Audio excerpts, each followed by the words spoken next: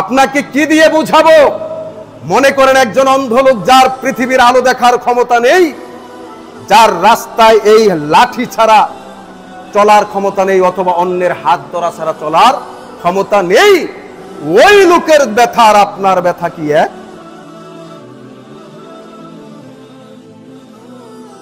সম্মানিত উপস্থিতি, আজকে জুমার সংক্ষিপ্ত আলোচনার বিষয় হলো শুকরিয়া, প্রশংসা, কৃতজ্ঞতা। যে যেই ভাষায় বুঝেন, শুকরিয়া বা প্রশংসার দাবিদার একমাত্র, কেবলমাত্র, শুধুমাত্র আমার আল্লাহ তাআলা। দুনিয়ার মানুষেও কিছু প্রশংসা পেয়ে থাকে, যেমন কোনো ভাই কোনো বোন যদি আমার উপকার করে থাকে, আমরা তার কৃতজ্ঞতা আদায় করি, স্বাভাবিকভাবে আমরা কৃতজ্ঞতা পোষণ করি। কিন্তু প্রকৃত শুকরিয়ার মালিক, প্রকৃত প্রশংসার মালিক, প্রকৃত কৃতজ্ঞতার মালিক কেবলমাত্র, শুধুমাত্র আমার আল্লাহ তাআলা। আলহামদুলিল্লাহি রাব্বিল আলামিন। প্রশংসা কেবলমাত্র বিশ্বজগতের প্রতিপালক, বিশ্বজগতের মালিক একমাত্র আল্লাহর জন্য। এবার আসেন সম্মানিত উপস্থিতি, প্রশংসা আপনি কখন আদায় করবেন, কোন সময় প্রশংসা আদায় করতে হবে, শুকরিয়া আদায় করতে হবে? আমার আল্লাহ তাআলা এই প্রশংসা আদায় করার নিয়ম এবং সময়টাও বলে দিয়েছেন পবিত্র কুরআনুল কারীম সূরাতুল কাসাস আয়াত নাম্বার 70। এই আয়াতে আমার আল্লাহ তাআলা বলেন, وَهُوَ اللَّهُ لَا إِلَٰهَ إِلَّا هُوَ। তিনি সেই আল্লাহ, যে আল্লাহ ছাড়া প্রকৃত কোনো মাবুদ নেই, কোনো রব নেই, উলিয়া নেই। লাহুল হামদু ফিল উলা ওয়াল আখির। আমার আল্লাহ তাআলা বলেন, তোমার আগেও প্রশংসা, কাজের পরেও প্রশংসা। আল্লাহ যে কোনো কাজের আগেও প্রশংসা, পরেও প্রশংসা। কিন্তু আমাদের অনেক সময় বলতে ভুল হয়ে যায়, সর্বপ্রথম আল্লাহ তাআলার প্রশংসা করে শুরু করেছি, কিন্তু শেষে আর প্রশংসা করার মনে থাকে না। যেমন ধরুন, আপনি নদী পার হচ্ছেন, নৌকা ডুবু ডুবু ভাব, আল্লাহর নাম মুখ থেকে পড়ে না। নদী পার হয়ে কিনারে উঠে গেলে আর আল্লাহর নাম মনে থাকে না। অথচ আমার আল্লাহ তাআলা বলেন, ফিল উলা ওয়াল আখিরা, প্রথমেও আল্লাহর শুকরিয়া, শেষেও আল্লাহর শুকরিয়া। যখন আমরা এই পৃথিবীর জমিনে অসুস্থ হয়ে যাই, দুনিয়ার কোনো ডাক্তার কবিরাজ আর কোনো কাজে লাগে না, তখন আল্লাহর নাম মুখ থেকে পড়ে না। দুনিয়ার সমস্ত ইমাম মুয়াজ্জিন সব ডেকে দোয়া, যখন অসুস্থতা থেকে বের হয়ে যায়, ভালো হয়ে যায়, তখন আর আল্লাহর কথা মনে থাকে না। অথচ আমার আল্লাহ তাআলা বলেন, তোমার শুরুতেও প্রশংসা, শেষেও প্রশংসা।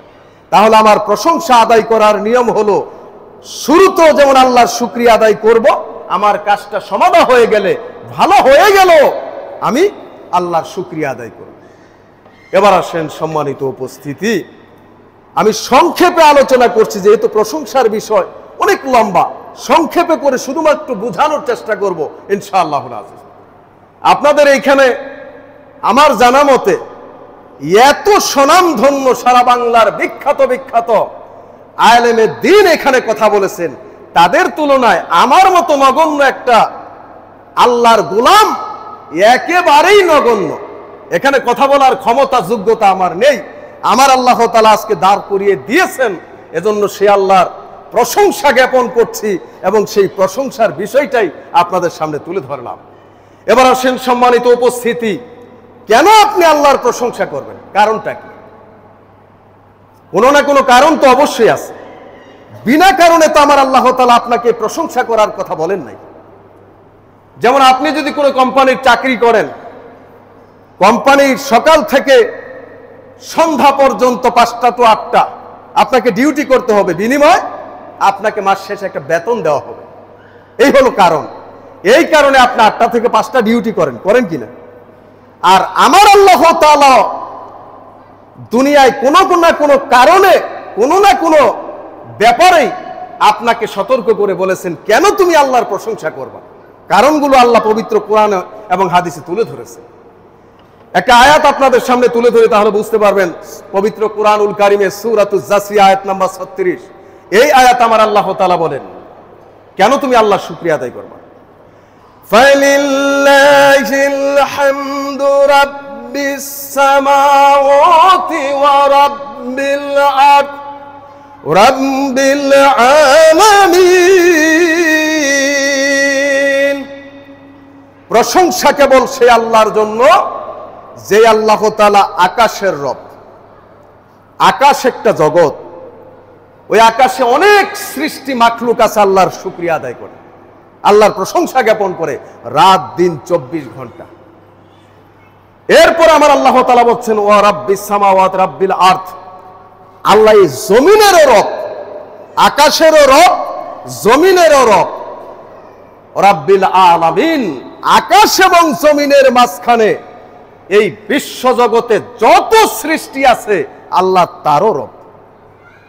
এজন্য তুমি আল্লাহর শুকরিয়া আদায় করবে। এই জমিনে দ্বিতীয় কোনো রব নেই, দ্বিতীয় কোনো প্রশংসা পাওয়ার কেউ দাবিদার নয়, কেউ হকদার নয়, কেউ আশাও করতে পারে না।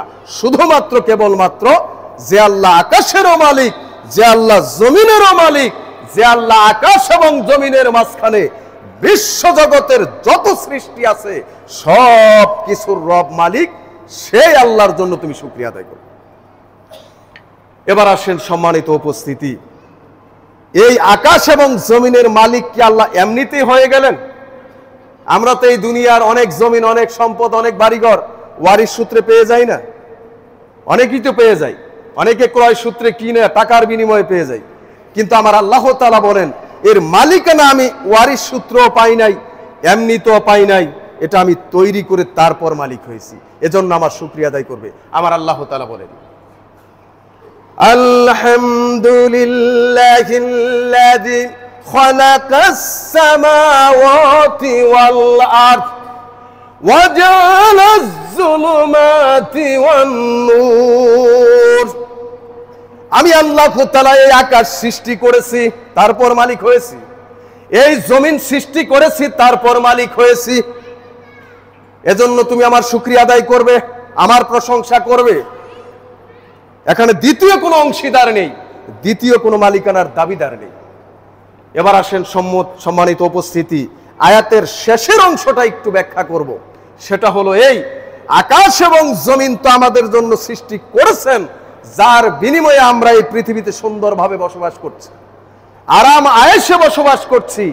এর মধ্যে আমার আল্লাহ তাআলা আরেকটু কথা আপনাকে শিখালেন, ওয়া জাআলাজ যুলুমাতি ওয়ান নূর। আমি আকাশ জমিন সৃষ্টি করে বসে থাকি নাই, তোমার সুন্দর চলাচলের জন্য, তোমার এই পৃথিবীতে আরাম আয়েশের জন্য আমি আলো এবং অন্ধকার তৈরি করে দিয়েছি। এবার আপনার প্রশ্ন আসতে পারে, আলো এবং অন্ধকার দিয়ে আমার কি উপকার হয়েছে? প্রশ্ন আসতে পারে না? আমার আল্লাহ তাআলা বলেন, আপনার দৃষ্টান্ত হলো এই, পৃথিবীর জমিনে আমার আল্লাহ তাআলা একটা দৃষ্টান্ত রেখে দিয়েছেন। লন্ডনের উত্তরে নরওয়ে একটি দেশ রয়েছে। যারা ইতিহাস পড়েছেন, যারা বিশ্ব সম্পর্কে গবেষণা করেন, তারা অবশ্যই জানেন এই লন্ডনের উত্তরে একটা নরওয়ে তার দেশের নাম। ওই দেশে আজও পর্যন্ত 6 মাস রাত 6 মাস দিন একটানা। আপনার যদি বিশ্বাস না হয় আপনি যে ঘুরে আসতে পারেন। একটানা 6 মাস রাত, একটানা 6 মাস দিন। 6 মাস তারা সূর্যের আলো দেখে না, 6 মাস তারা রাতের আধার দেখে না, টানা 6 মাস। এবার আল্লাহ তাআলা আপনাকে শেখানোর জন্য, বোঝানোর জন্য এই কথা বলেছেন, ওয়া জাআলাজ যুলুমাতি ওয়ান নূর। আমি এই জমিনে তোমার জন্য আলো এবং অন্ধকার তৈরি করেছি, তোমার আরাম এবং আয়েশের জন্য। এবার একটু ভাবেন, আপনি যদি ওই নরওয়ের মতো আমার বাংলাদেশেও যদি 6 মাস রাত আর 6 মাস দিন থাকত, চলাচলে সমস্যা হতো কিনা? আরাম আয়েশে সমস্যা হতো কিনা? হতো না? একটানা 6 মাস রাত 6 মাস দিন, একেবারে অনেকেই বিরক্ত হয়ে যেতাম কিনা? মাত্র 2 থেকে 3 দিন বৃষ্টি হলেই তো আমরা বিরক্ত হয়ে যাই না, চলাচল করা যায় না, ঘর থেকে বের হওয়া যায় না, অনেকেই বিরক্ত হয়ে যায়। আর যদি টানা 6 মাস রাত আর 6 মাস দিন আমার আল্লাহ তাআলা এই বাংলার জমিনে দিতেন, তাহলে আমরাও কিন্তু বিরক্ত হয়ে যেতাম। এজন্য আমার আল্লাহ তাআলা বলেন শুধু তোমার আরাম এবং আয়েশের জন্য ওয়াজালাজ যুলুমাতু ওয়ান নূর 24 ঘন্টা করেছি আমি। 12 ঘন্টা রাত, 12 ঘন্টা দিন, 12 ঘন্টা তুমি কাজ করবে আর 12 ঘন্টা তুমি আরাম আয়েশ করবে, ঘুমাবে। সারাদিন কাজ করার পরে যখন আমরা রাত্রে ঘুমাবেন, সকালবেলা আপনার ক্লান্তি শেষ, সকালে আপনার শরীরের ক্লান্তি শেষ, আবার কাজে যাবেন। তাহলে যদি আল্লাহ এই নিয়মটা 6 মাস করে দিতেন, তাহলে অবশ্যই আমাদের সমস্যা হতো কিনা? আমার আল্লাহ তাআলা যেহেতু এই নিয়মটা আমাদের জন্য করেন নাই, এজন্য আমার আল্লাহ তাআলা বলেন আলহামদুলিল্লাহিল্লাযী। এ কারণেই তুমি ওই আল্লাহ তাআলার শুকরিয়া আদায় করবা, এ কারণেই তুমি ওই আল্লাহ তাআলার প্রশংসা করো। এবার আসেন সম্মানিত উপস্থিতি, আপনি যদি মনে করেন যে বিশ্ব সম্পর্কে চিন্তা করার সময় এবং সুযোগ কোনোটাই আমার নাই, আমি ব্যস্ত, আমি চাকরি করি, আমি ব্যবসা করি, আমি অনেক টাকার মালিক, আমি বিশ্ব সম্পর্কে, পৃথিবী সম্পর্কে এত চিন্তা করার সুযোগ নাই। যদি বিশ্ব সম্পর্কে চিন্তা করার সুযোগ আপনার নাই থাকে, আমার আল্লাহ তাআলা আপনার ব্যক্তির দিকে ইঙ্গিত করেছেন, তাহলে তুমি তোমার নিজের দিকে চেয়ে দেখো। বিশ্ব সম্পর্কে তোমার চিন্তা করতে হবে না, তুমি তোমার নিজের দিকে চাইলেই বুঝতে পারবে কেন আল্লাহর শুকরিয়া আদায় করা দরকার, কোন কারণে। আমার আল্লাহ তাআলা পবিত্র কোরআনুল কারীমের সূরা নাহলের ৭৮ নম্বর আয়াতে স্পষ্ট ঘোষণা করেন, বিশ্ব সম্পর্কে তোমার চিন্তা করার দরকার নাই, তুমি তোমার নিজের সম্পর্কে একটু ভাবো, তাহলেই তুমি খুঁজে পেয়ে যাবে। ওয়াল্লাহু আখরাজাকুম মিন বুতুনি উম্মাহাতিকুম লা তা'লামুনা শাইআ। আমার আল্লাহ তাআলা বলেন, হে পৃথিবীর মানুষ, তুমি নিজেকে স্মরণ করো, যেদিন আমি তোমার মায়ের গর্ভ থেকে তোমাকে বের করে আনলাম, তোমার মায়ের গর্ভ থেকে যেদিন আমি তোমাকে বের করে আনলাম এই পৃথিবীর জমিনে, আমার আল্লাহ তাআলা বলেন লা তা'লামুনা শাইআন, সেদিন তুমি কিছুই জানতা না, কিছুই বুঝতা না, শুধু তোমার মুখের ভাষা ছিল একটা কান্না। তোমার এই মুখের ভাষার কান্নার আওয়াজ শুনেই তোমার মা তোমাকে খাবার দিত, তোমার মা তোমাকে ঘুম পাড়াতো, ঠিক কিনা?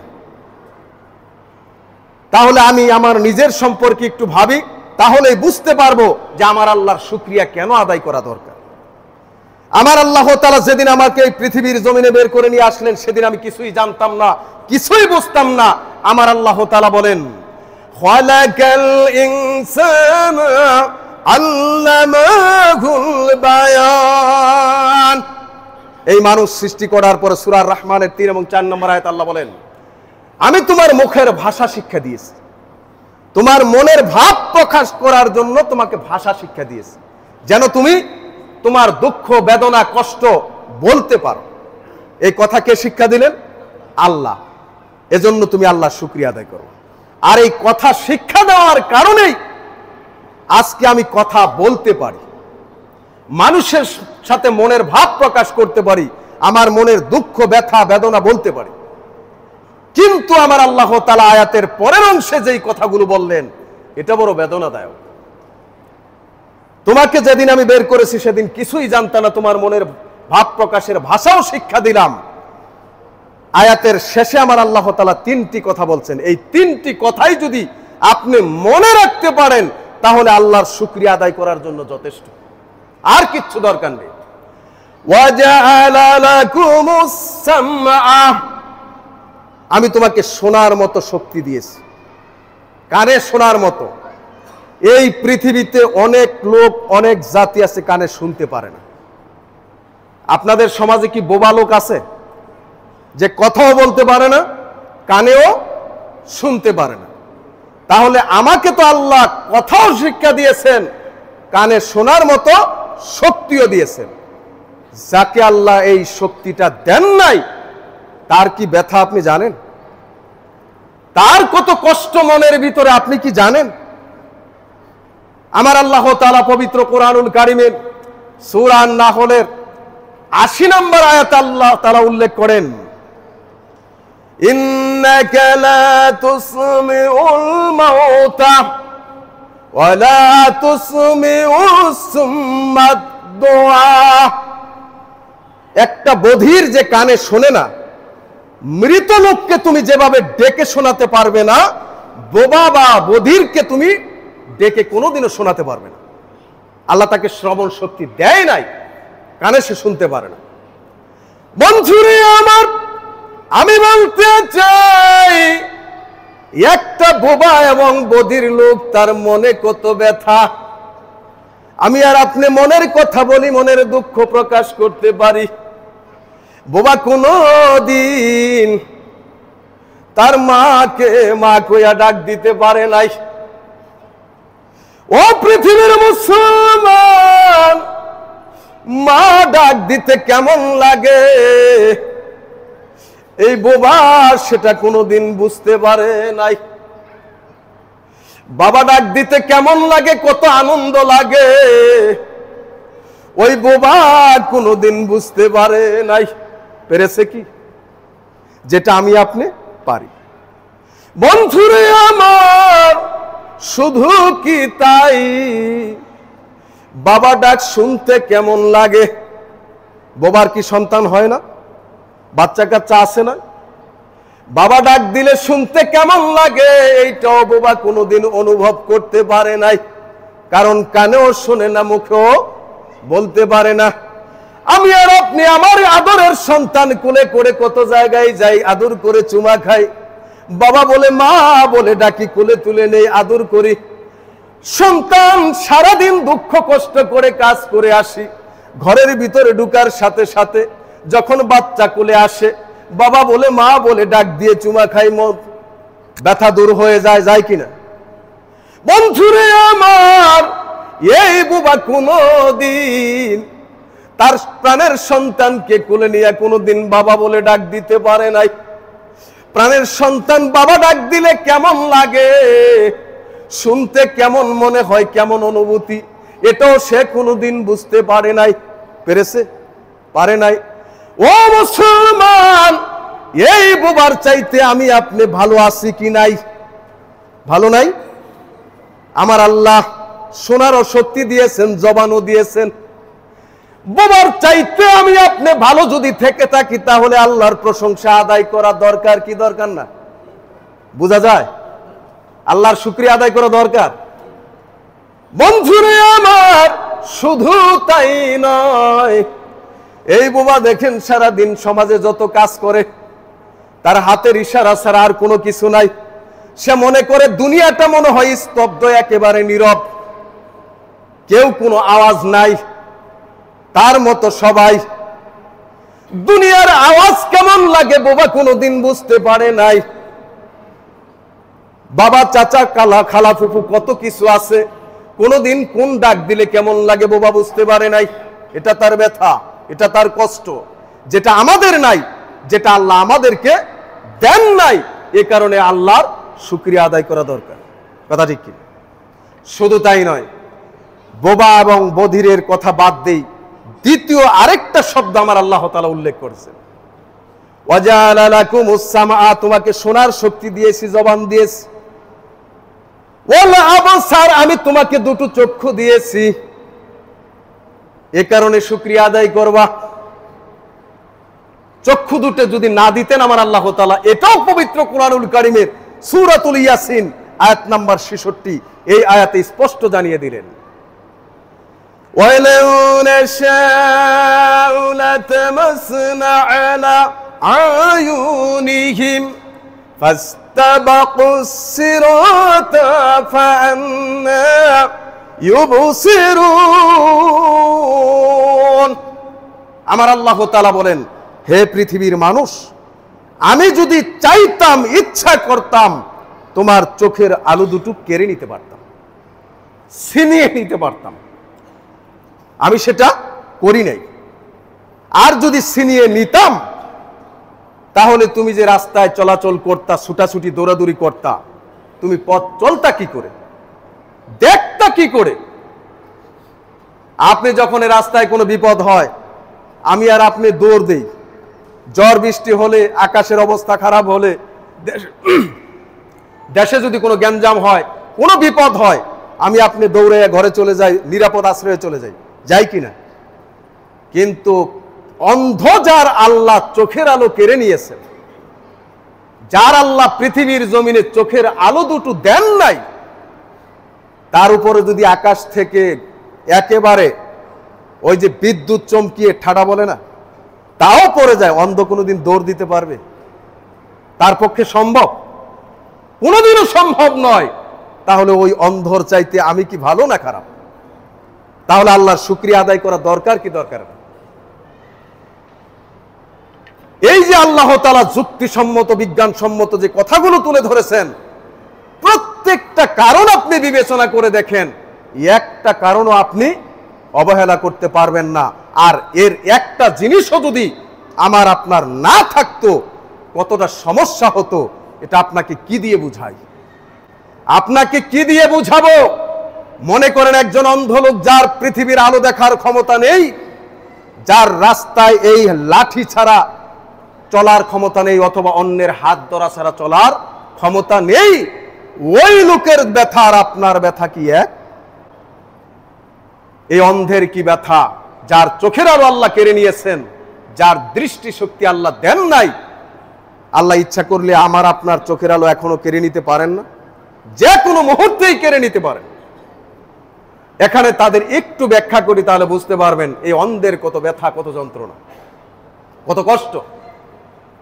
বন্ধুরে আমার, এই পৃথিবীর আমার আপনার মা আছে, বাবা আছে, আছে না নাই? সন্তান আছে, আত্মীয় স্বজন আছে।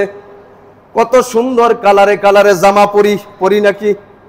রাতের আলো কেমন, দিনের আলো কেমন, রাতের অন্ধকার কেমন, দিনের আলো কেমন, তাও বুঝি কিনা? অন্ধ এমন এক লোক, এমন এক কষ্ট তার অন্তরের ভিতরে, যে ব্যক্তি কোনো দিন রাতের অন্ধকার কারে কয় বুঝে নাই, দিনের আলো কারে কয় তাও বুঝে না, সাদা কারে কয় বুঝে না, নীল কারে কয় বুঝে না, কালো কারে কয় বুঝে না, দেখে নাই। কথা ঠিক কিনা? শুধু তাই নয়, আমি আপনি যত কষ্ট করে দূর থেকে আসি, মা যদি বলে বাবারে ভাত খা, মা যখন আমাকে ডাক দেয়, মার চেহারাটা দেখার সাথে সাথে আমার অন্তর ঠান্ডা হয়ে যায়, আমি প্রশান্তি লাভ করি, সারা জীবনের সমস্ত ক্লান্তি দূর হয়ে যায়। বন্ধুরে আমার, অন্ধ ব্যক্তি যখন তার ঘরে আসে, তার মা শুধু তাকে ডাক দেয় বাবারে, এই কথাটা সে শুনতে পারে, কিন্তু মায়ের চেহারা কোনোদিন দেখার ক্ষমতা হয় নাই। হয়েছে কি? মা জনম দুঃখী, এত কষ্ট করে লালন পালন করেছে, শুধু মায়ের আওয়াজটা আমার কানে আসে, মায়ের চেহারা কোনোদিন দেখার সৌভাগ্য হয় নাই। এ হলো অন্ধের ব্যথা। বাবা আমাকে বাবা কইয়া ডাকে, বাবার কানে আওয়াজ শুনি, কিন্তু আমার বাবার চেহারা কেমন আমি কোনোদিন দেখতে পারি নাই। এ হলো অন্ধের ব্যথা। আমার কি সেই ব্যথা আছে? তাহলে আল্লাহর শুকরিয়া আদায় করা দরকার কিনা? বন্ধুরে আমার, শুধু তাই নয়, অন্ধের যেমন সন্তান আছে, আমাদেরও তো সন্তান আছে। অন্ধ সারাদিন যদি ভিক্ষাও করে, 5 টাকা 10 টাকা মানুষ ভিক্ষা দেয়, জীবনে কোনোদিন 5 টাকার কালার কারে কয় সে বুঝে নাই, 10 টাকা কারে কয়টা বুঝে নাই। 100 টাকা যদি মানুষ বলে দেয়, তাহলে 100 টাকা আলাদা করে রাখে, কিন্তু তার কালার কোনোদিন সে দেখে নাই, যেটা আমি আপনি দেখতে পারি। সারাদিন ভিক্ষা করে আসার পরেও যদি ঘরে এসে নিজের সন্তানের চেহারা দেখি, মনটা ঠান্ডা হয়ে যায়, শীতল হয়ে যায়। আমি আপনি সন্তানের চেহারা দেখলে মন ভালো হয়ে যায়। অন্ধ কোনো দিন তার সন্তানের চেহারা দেখতে পারে নাই, এটা তার ব্যথা, এটা তার কষ্ট। শুধু তাই নয়, এই পৃথিবীর ভাই ভাতিজা আপনজন যারা আছে, মামা খালা চাচা ফুবু, সকলের শুধু নাম শুনে, কোনোদিন তাদের চেহারা দেখার সৌভাগ্য হয় নাই। হয়েছে কি? হয় নাই। বন্ধুরে আমার, আমি আর আপনি ওই অন্ধের চাইতে ভালো না খারাপ? অবশ্যই আমার আল্লাহ ভালো রেখেছেন। আমাকে আবসারা চোখের জ্যোতি দিয়েছেন, দেখার মতো ক্ষমতা দিয়েছেন। এজন্য তুমি ওই আল্লাহর শুকরিয়া আদায় করবা দিনে রাত্রে 24 ঘন্টা। আল্লাহর কৃতজ্ঞতা আদায় করতে হবে, শুকরিয়া আদায় করতে হবে। যেহেতু আমার আল্লাহ তাআলা অন্ধের চাইতে, অন্ধের জীবনে যে কষ্ট, এই কষ্ট আল্লাহ আমাকে দেয় নাই, আমাকে সুন্দর রেখেছে, ভালো রেখেছে। এই দুনিয়ার আরাম আয়ের সৌন্দর্য আমি দেখতে পারি, আমি উপভোগ করতে পারি। তাহলে সেই আল্লাহর শুকরিয়া আদায় করা দরকার, অবশ্যই দরকার। অন্য কারো শুকরিয়া বা কৃতজ্ঞতা এখানে আল্লাহর সামনে চলে না, চলবে না। এবার আসেন সম্মানিত উপস্থিতি, 3 নাম্বার যেই কথাটা আমার আল্লাহ তাআলা বলেছেন, ওয়ালা আবসার ওয়ালা আফইদাত লাআল্লাকুম তাশকুরুন। আমি তোমাকে বিবেক দিয়েছি, অন্তর দিয়েছি। বিবেক বলতে আপনার অন্তরও বুঝতে পারেন, আপনার মাথার ব্রেনকেও বুঝতে পারেন। যার বিবেক নাই সে বিবেকহীন, যার অন্তর নাই, অন্তরে বুঝার মতো ক্ষমতা নাই, সে বিবেকহীন। সম্মানিত উপস্থিতি, তাহলে আমাকে আপনাকে আল্লাহ তাআলা শোনার মতো শক্তি দিলেন, কথা বলার মতো শক্তি দিলেন, এই পৃথিবীর জমিনে দেখার মতো শক্তি দিলেন। এরপর আল্লাহ তাআলা বলছেন ওয়াল আফইদাত, তোমাকে আমি বিবেক দিয়েছি বুঝার জন্য। এই 3টি কথাই আমার আল্লাহ আপনাকে শুধু স্মরণ করালেন। এরপরে বললেন লাআল্লাকুম তাশকুরুন, যেন তুমি শুকরিয়া আদায় করতে পারো। এই 3টা জিনিসই আপনি মনে রাখেন, তাহলে আল্লাহর শুকরিয়া আদায় করার জন্য আমি মনে করি যথেষ্ট, আমার আল্লাহ মনে করেন যথেষ্ট। আর কিছুর প্রয়োজন নেই। এই 3টা জিনিস যার নাই, তার মতো ব্যথা, তার মতো কষ্ট এই পৃথিবীতে আর কারো নেই। এবার আসেন সম্মানিত উপস্থিতি, যাকে আল্লাহ বিবেক, মেমোরি, বুদ্ধি, আপনার আমার মতো নাক, কান, চোখ, মাথা, হাত, পা সব আছে। শুধুমাত্র আল্লাহ যদি একটু বিবেকটা একটু এলোমেলো করে দিয়েছেন, মাথায় ধরে না। এই পৃথিবীতে আপনি সে যত টাকার মালিক হোক, তার নাম কি? পাগল। শুধুমাত্র আল্লাহ বিবেকটা আপনাকে যদি না দেয়, অথবা এখনো যদি একটু এলোমেলো করে দেয়, তাহলে আপনি কি? পাগল। বন্ধুরে আমার, যদি আমার আল্লাহ তাআলা এই বিবেকটা আমাকে না দিতেন, এই বিবেক বুঝার মতো ক্ষমতা যদি আমার আল্লাহ না দিতেন, তাহলে কত কষ্ট হতো একটু দেখি, একটু দেখাই, তাহলে বুঝতে পারবেন একজন বিবেকহীন মানুষের কত কষ্ট। আমি আর আপনি সুন্দর করে ঘরের ভিতরে সারাদিন কষ্ট করি, বিকেল বেলা, রাতের বেলা যায় ঘরে দামি খাট, সোফায়, এরপরে বিছানায় আরাম করি, করি কিনা? যার বিবেক নাই, আল্লাহ যাকে বিবেক দেন নাই, যিনি পাগল নামে খ্যাত, সে যদি কোটি কোটি টাকার মালিকও থাকে, তার জায়গা হয় কোথায়? রাস্তাঘাটে।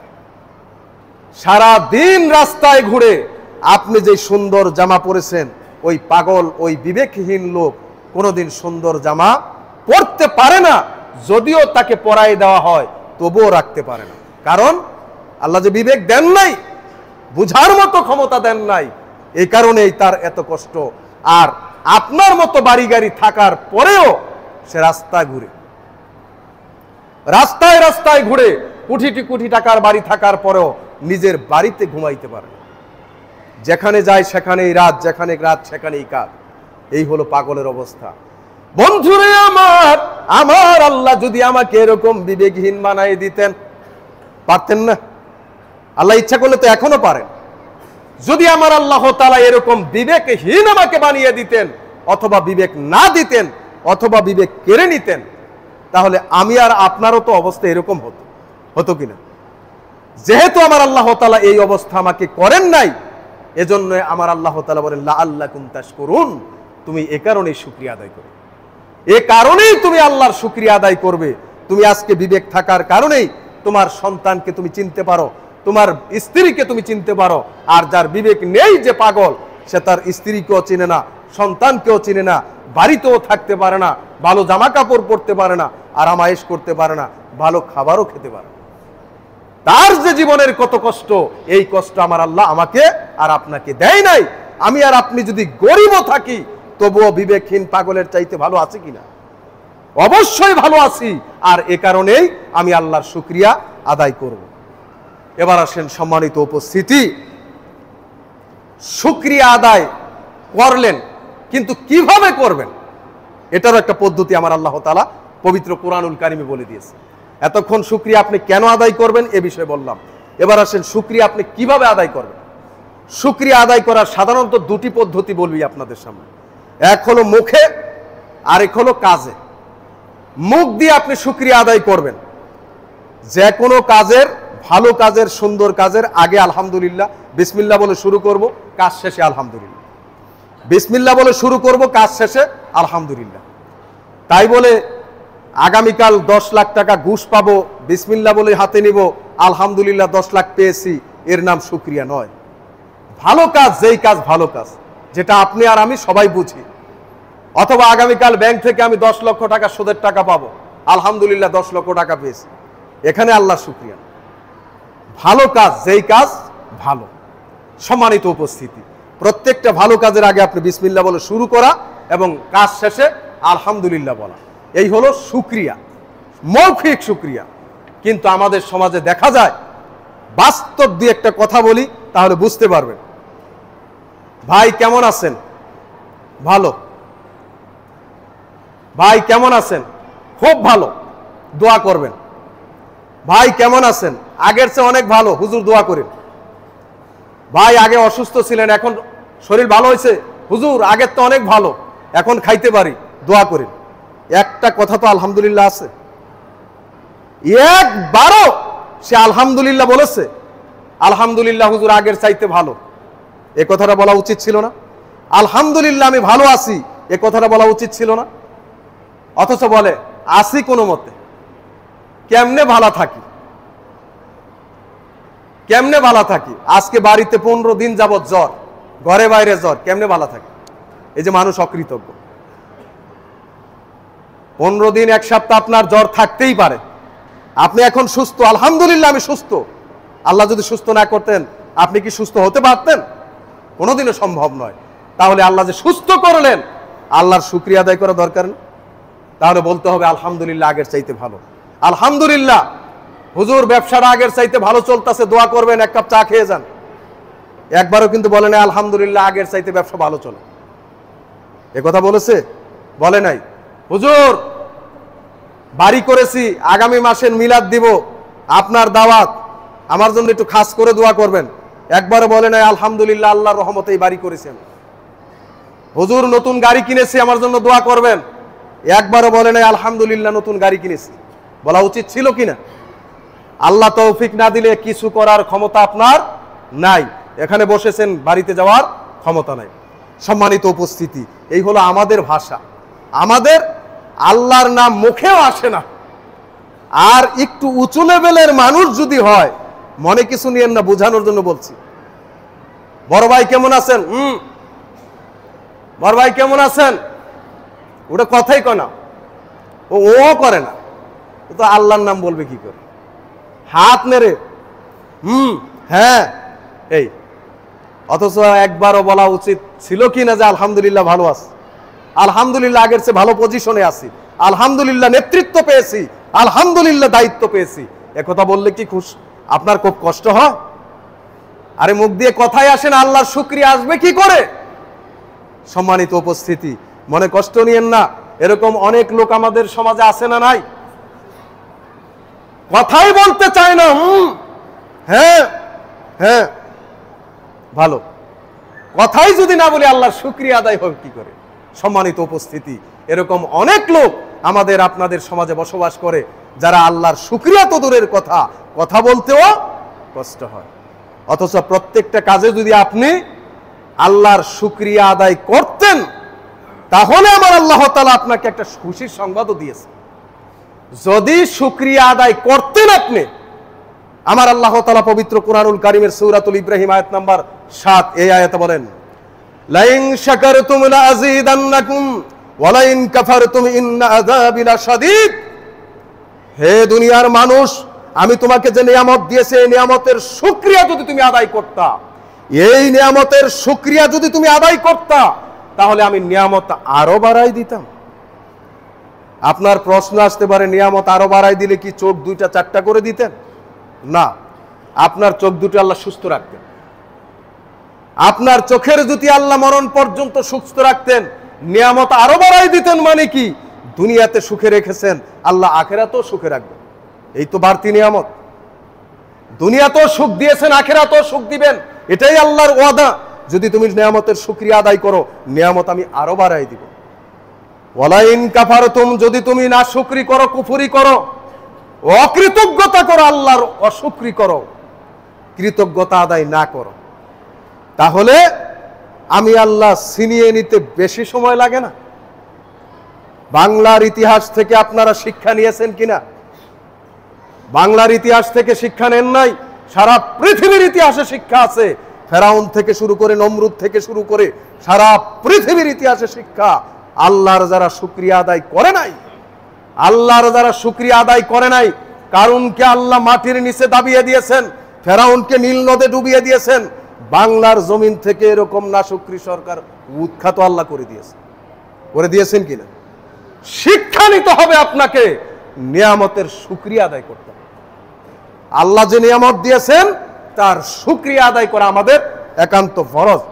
যদি শুকরিয়া আদায় না করি, তাহলে আমার জন্য আল্লাহ বলছেন ইন্না আযাবি লাশাদীদ, তোমার জন্য রয়েছে কঠিন শাস্তি। আল্লাহ যে কঠিন শাস্তি দেন, এর ছোট্ট একটা দৃষ্টান্ত আপনাকে দেই, তাহলে বুঝতে পারবেন। ছোট্ট, যে আল্লাহ দুনিয়াতেই যদি এত কঠিন শাস্তি দিতে পারেন, তাহলে মৃত্যুর পরে, হাসরের পরে কি করতে পারেন? আপনাদের সমাজে কোনো স্ট্রোক করা রোগী আছে, প্যারালাইজড রোগী আছে? শুধু বুঝানোর জন্য বলছি, কেউ মনে কষ্ট নেবেন না, বুঝানোর জন্য। এই যে একজন স্ট্রোক প্যারালাইসিসের রোগী, এ অন্যের সহযোগিতা ছাড়া চলতে পারে? চলা সম্ভব? তার জীবনটা অচল হয়ে গেছে, একেবারেই বাতিল হয়ে গেছে।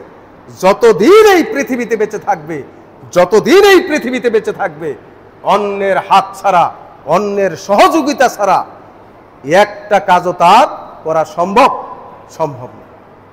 তাহলে আমার আল্লাহ তাআলা এই কাজটা কি পৃথিবীর কেউ করেছে?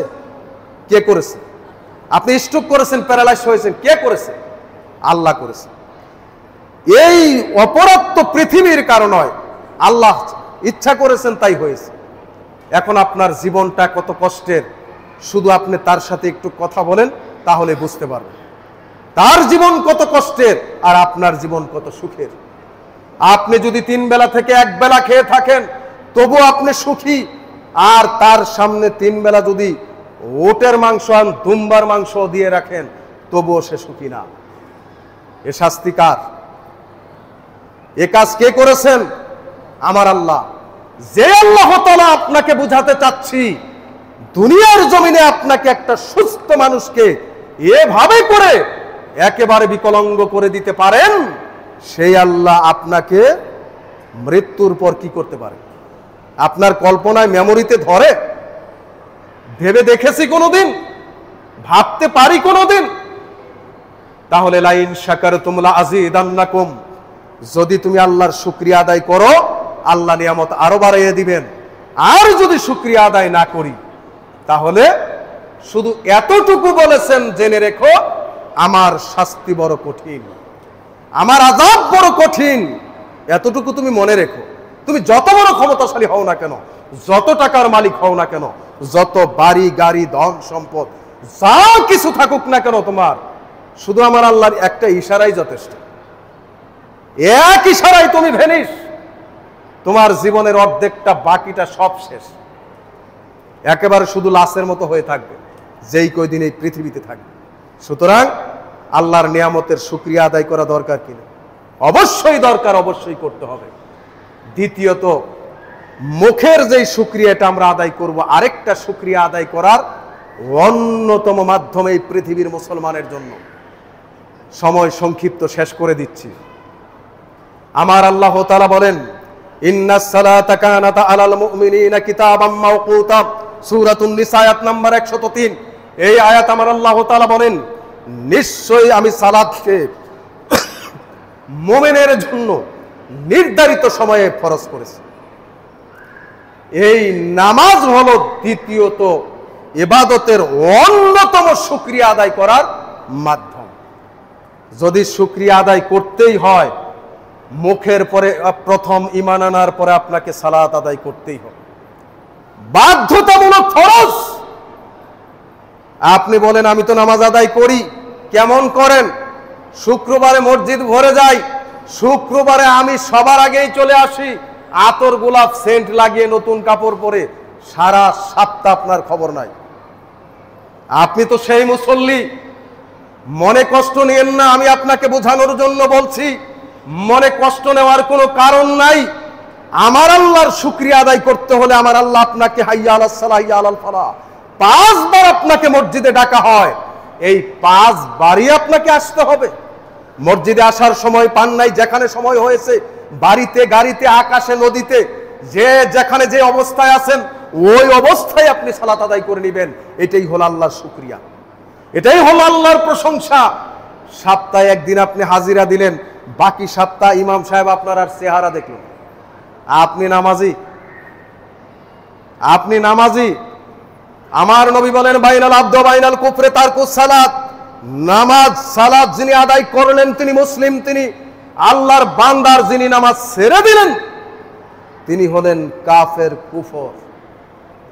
সাহাবীরা মনে করতেন মান তারাকা সালাতা ওয়াহিদান মুতাআম্মিদান, যে ব্যক্তি ইচ্ছাকৃতভাবে এক ওয়াক্ত সালাত ছেড়ে দিবে, ফাকাদ কাফারা, সে ব্যক্তি আল্লাহর সাথে কুফরি করবে।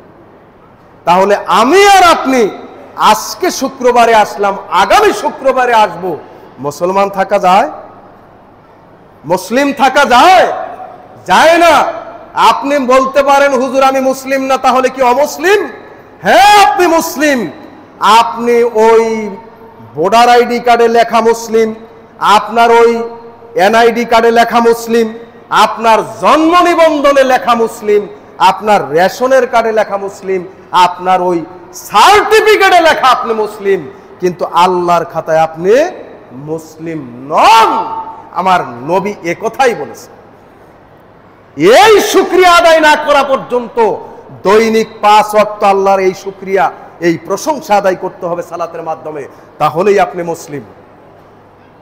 এক ওয়াক্ত সালাত যদি ইচ্ছাকৃতভাবে ছেড়ে দেন, আপনার আর মুসলিম থাকার উপায় থাকে না। সম্মানিত উপস্থিতি, তাহলে আমরা তো এরকম শুকরিয়া আদায় করি। মসজিদে আজান হয়েছে, ভাই চলেন নামাজে যাই। তুমি যাও, আসতেছি, যাও, আসতেছি। বেশি জোরাজুরি করলে কাপড় ভালো না, এরপরে বেশি জোরাজুরি করলে শরীর ভালো না, মন ভালো না। এই কাপড় আর শরীর মন আপনার কবে ভালো হবে? যেদিন আজরাইল আসবে সেদিন। আমার জীবনের চোখের সামনে দেখা 2 ভাই একত্রে বসে বসে দোকানে চা খাচ্ছে।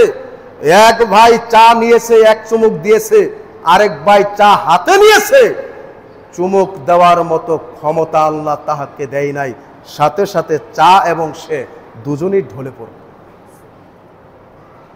তাহলে আপনি যে দোকানে বসে বসে রাজনৈতিক গল্প করছেন, অযথা আড্ডা পিটছেন, অযথা মানুষের বদনাম গীবত করে সময় কাটাচ্ছেন, অথচ আল্লাহর ঘরে মসজিদে ডাকা হচ্ছে, যেখানে আপনার ইবাদতের দরকার, যেখানে আপনার জান্নাতের দরকার, সেটা আপনি না নিয়ে ওই যে বাজে আলাপ করে, বাজে গল্প করে সময় কাটাচ্ছেন। এমনও তো হতে পারে এখান থেকে আপনার আর বাড়িতে যাওয়ার সময় নাও হতে পারে, মসজিদের খাট নিয়ে আপনাকে নিতে হতে পারে, পারে না? এরকম অনেক লোক দেখেছি, দেখতে দেখতে কথা বলতে বলতে ঢলে গেছে, দেখতে দেখতে কথা বলতে বলতে ঢলে গেছে। তো আমি আর আপনি কোন দিন চলে যাব, এটা কি নিশ্চয়তা আছে? সুতরাং সময় থাকতে, সুযোগ থাকতে আমার আল্লাহর শুকরিয়া আদায় করা প্রত্যেকটা মুমিন মুসলমানের দায়িত্ব, ফরজ। করবো তো ইনশাআল্লাহ, নামাজ পড়বো তো ইনশাআল্লাহ, সকলে পড়বো তো ইনশাআল্লাহ।